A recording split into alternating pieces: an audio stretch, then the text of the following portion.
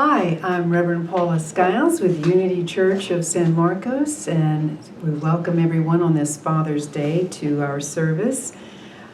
We are celebrating the divine masculine within all of humankind today.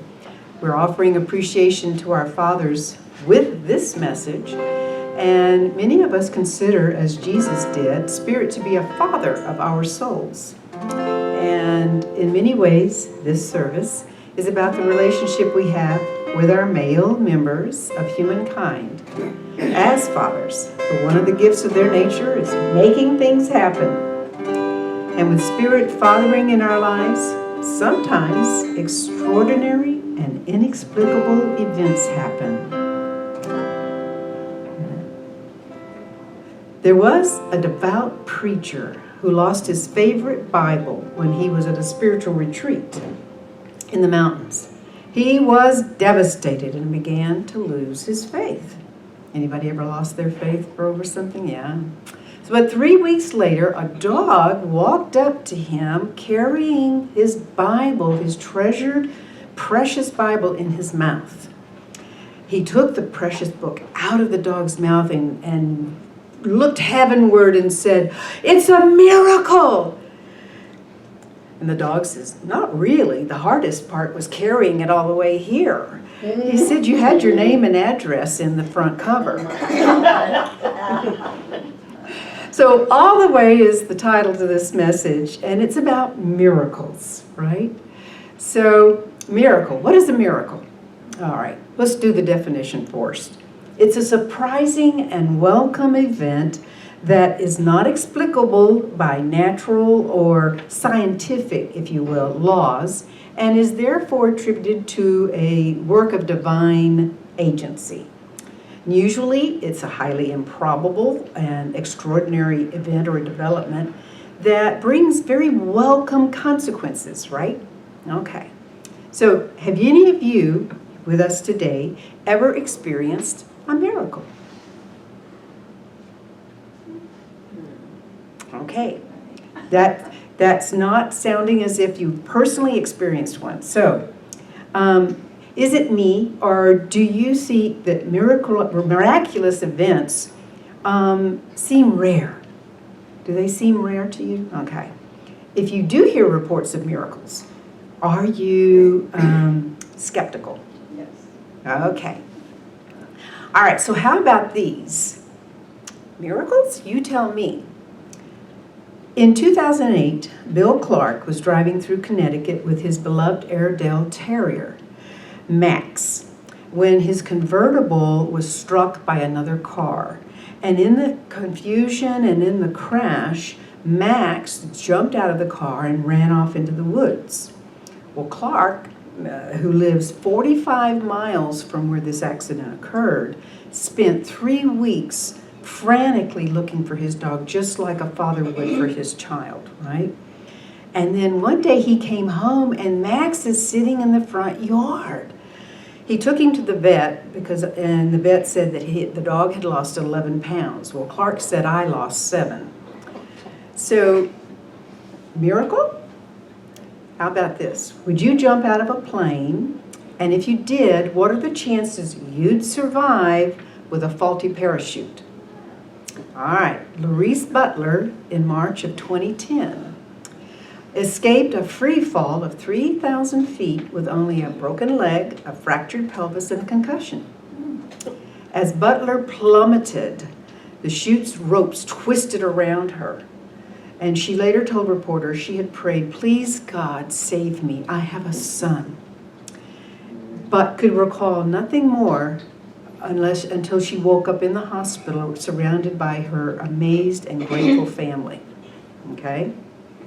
Miracle? Shipwrecked at the bottom of the sea? A Nigerian chef, Harrison Okenye, was trapped underwater for 3 days when the tugboat he was crewing on sank off the coast of Nigeria in 2013. A South African rescue diver investigating the wreckage thought he would only find bodies, but the chef survived thanks to a very small air pocket. Miracle? Yeah. September 23rd, 2014, Ruby Graupero Casimiro says she's just a normal person. But for her doctors, they say she's a miracle. Ruby's heart stopped beating for 45 minutes, just as doctors were about to call her dead, time of death. They spotted a blip on the monitor.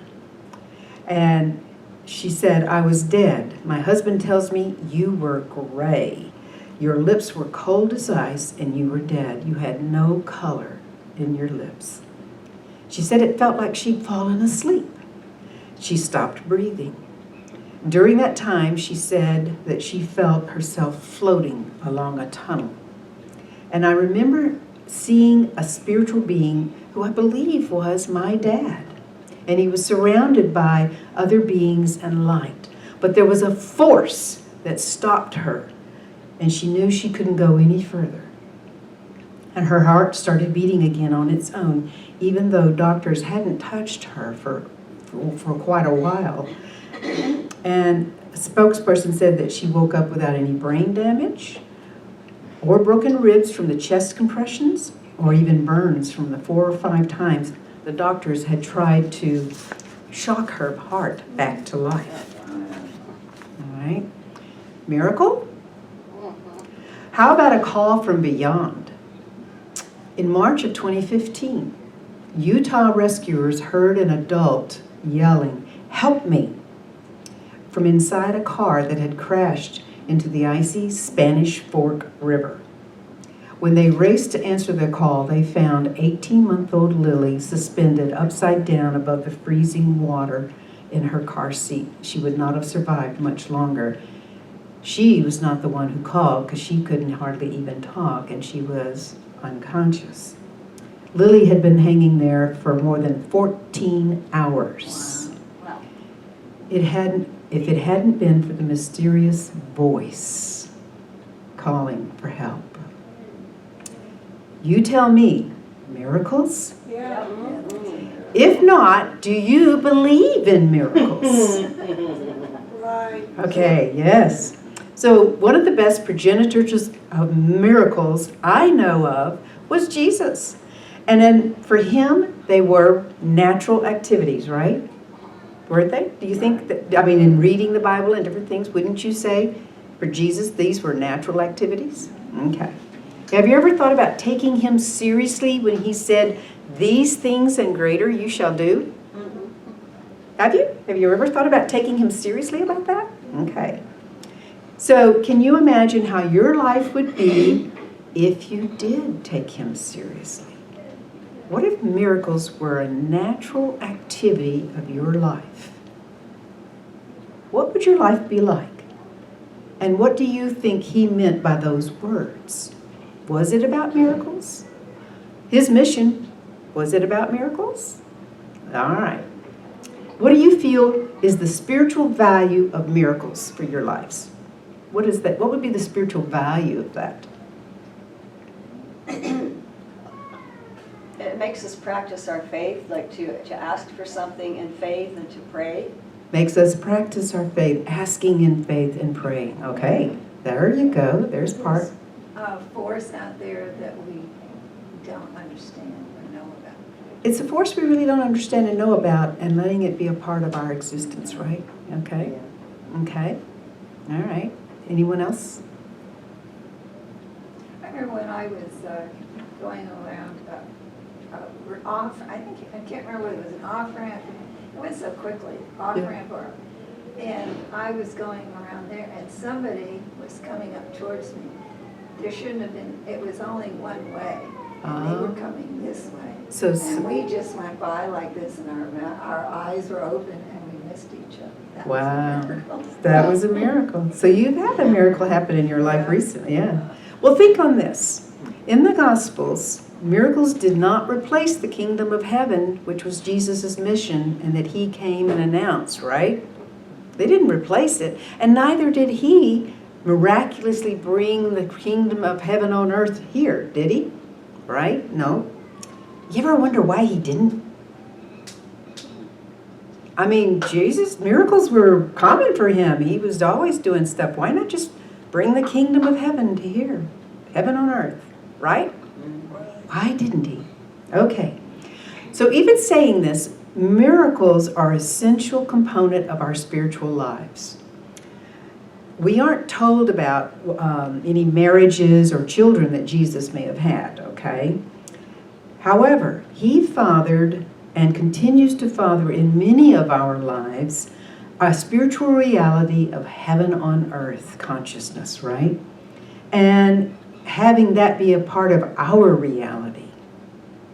And to me, miracles are that hope that just comes through us, a promise of life.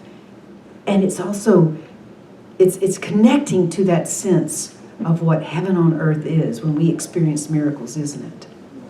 I mean, to me, having an experience of a miraculous event or having a miracle happen is connecting to a sense of what heaven on earth is like. And in that way, making us strive for a better future for not only ourselves, but for all humankind. So about 10 kilometers from Nazareth is Cana, also called Kafr Kana, which is in Arabic means village of Cana. This location is mentioned in the Bible and to be the place of the first miracle of Jesus, when he turned water into wine at an occasion of a wedding feast, right? So did Jesus offer any wisdom concerning miracles? I find he did, okay? When he said, and this is in Matthew 9:16 and 17, and no one puts a piece of unshrunk cloth on an old garment, for the patch tears away from the garment, and a worse tear is made. Neither is new wine put into old wineskins. If it is, the skins burst, and the wine is spilled, and the skins are destroyed. But new wine is put into fresh wineskins, and so both are preserved. Now, on a literal first impression, Jesus is simply offering husbanding advice, right? You know? That's what they called it back then. So fermenting new wine builds up pressure in the container and it'll burst those skins. I know those are his words, but what I think the people of his day, and I understand, is that he's using that as an analogy, all right? Jesus is always about teaching how to experience heaven on earth, okay? So this analogy is about when you and I get a new wineskin, a new understanding of truth, or a new level of consciousness, you know, because that when we receive those new understandings, there's something in us that changes and becomes anew, born anew, and which we have that, we can pour that new life and those blessings into, or the new wine that awaits on our spiritual path. That new understanding of consciousness. In particular, advice for us is in this message about creating a new consciousness intentionally, all right?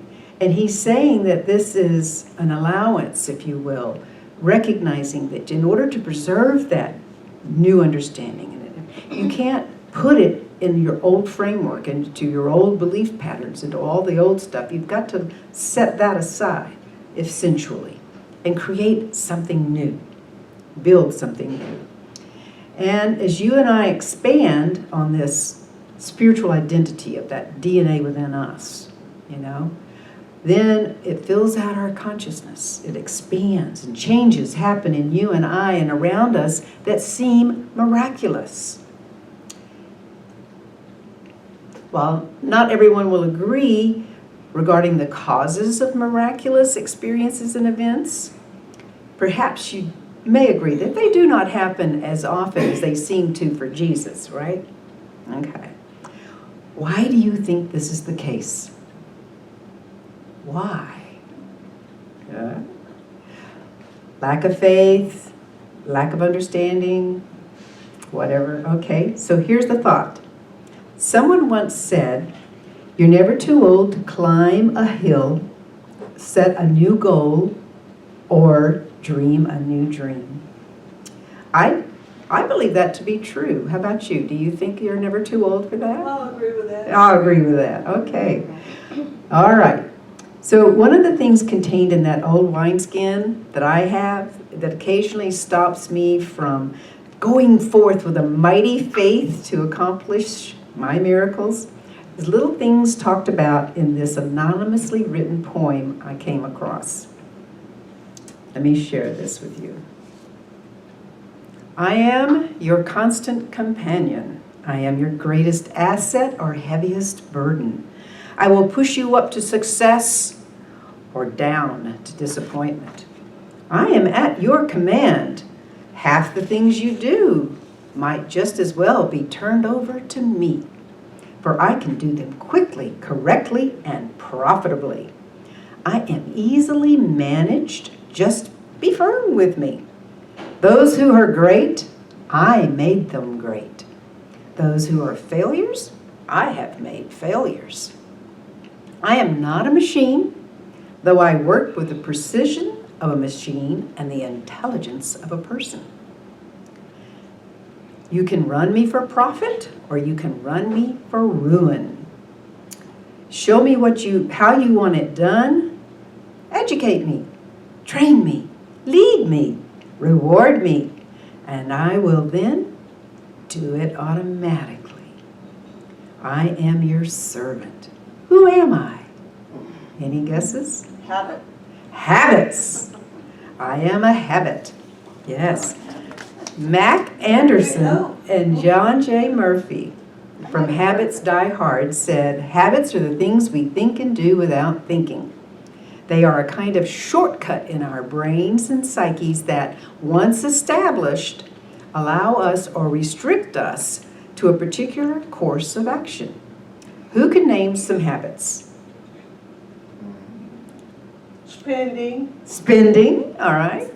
Going a particular route to church, Yep. or Walmart, or the grocery store, and it has to be that. We follow it, right? And then if something happens and we're out of that sync with that, what happens? Ooh, doesn't feel good, does it? All right. All right. Smoking. Any others? Drinking, okay. Excessive drinking, we'll say. Yeah. Exercising or not exercising. Yeah. Anyone have any procrastination habits? Oh, yeah. Oh, no, I know. None of us do. Eating disorder. Eating disorders, okay, all right. So we have habits, right? The thing about habits is they can come upon us gradually or with great sneakitude as I think about them. Deliberate intent, and only deliberate intent in action, will allow you and I to break or change a habit. And it takes a lot longer than 21 days, let me tell you. There was a study done that showed that was not, anyway, look it up, you'll find out. Notice what your old wineskins are made of. So much of where you and I are and what happens in our lives and who we are is the sum of the choices that we make, and our habits, those choices we make, greatly influence that, whether they're positive or negative, okay? And so consider this thought. The inner mind of a human being is like a photographic image. The problem is most of us are holding images of lack and inability. Not enough. God does not hold images for us of that. So what would happen if you and I developed God images inside our minds? I don't know what that looks like. I don't know what that looks like. That's okay. Because that means then you can open to something that it could look like. Jesus' advice in that Bible passage is a caution.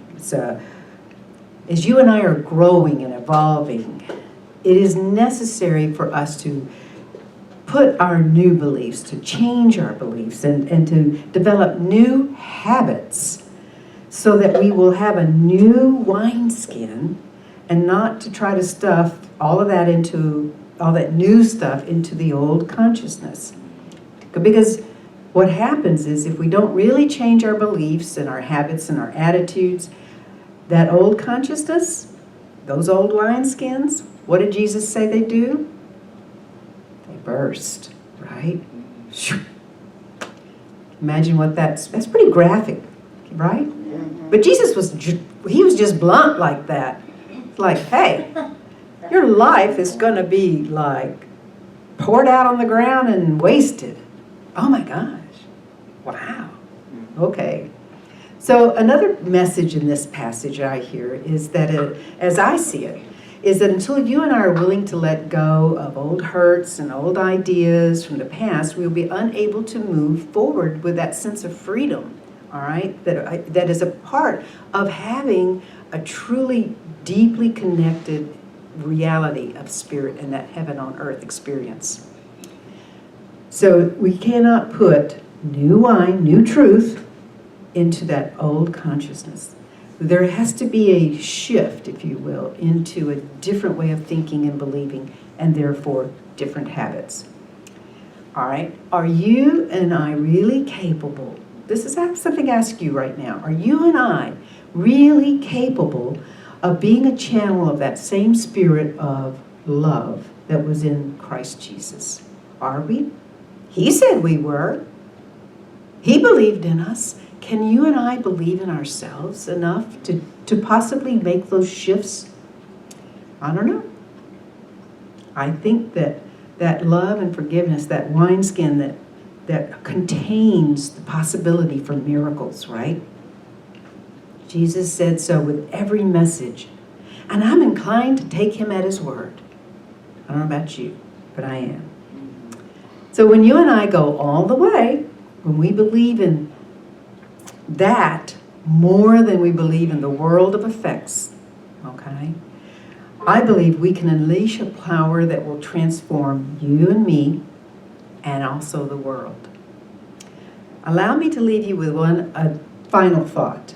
Lily Tomlin said, "The road to success is always under construction." So it's okay if we're not there yet. I don't know that you ever get there.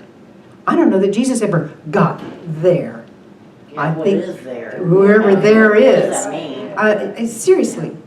But I do believe there is a place with each thing that you and I are willing to hold of a miracle in our lives. And sometimes it feels like it will take a miracle to do that, right?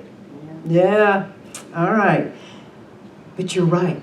It will take a miracle for us to create these new wineskins that are necessary to create a new consciousness. Do you believe in miracles? Yes. Yes! Do you believe Yes. in miracles? Yes, we do today in this moment. Thank you, God. Amen. All right. So Jesus was really trying to get the folks of his day to get that new and expanded consciousness, to take on these new wineskins of a belief in the kingdom of heaven on earth. All right? And to take the steps of allowing that calls us, and it's always calling us. Do you ever feel that calling to have something more in your life, to have more peace, to have more joy, to feel more love? You ever, to take that, because that is that calling of spirit to us to do those things. That is the way in which I see Spirit as Father of my soul, is calling me to make something happen. That's how I see an appreciation of men in my life today. Is their very nature is about trying to make things happen, very solution-oriented, very let's get something done, and I like that kind of energy. And as a woman, I have learned to incorporate some of it because I've had examples of it through some of the men in my life. And I invite each of you in this day as we go forward, this is Father's Day, let us hold with a sense of gratitude and remembering the men in our lives who have been, whether they're past or present, teaching you and I how to learn how to go all the way, to make miraculous things happen in our lives. Again, I ask, Do you believe in miracles? So does your heart feel that call? I invite you, make it happen. As Jean-Luc Picard says, make it so. Make it so. God bless you. And thank you for being with us in this wonderful day. And we appreciate you joining us online. And if you feel inclined and you've been served, we hope that you will share with us some of the bounty of your life. For we are solely supported through your gifts and love offerings. God bless you.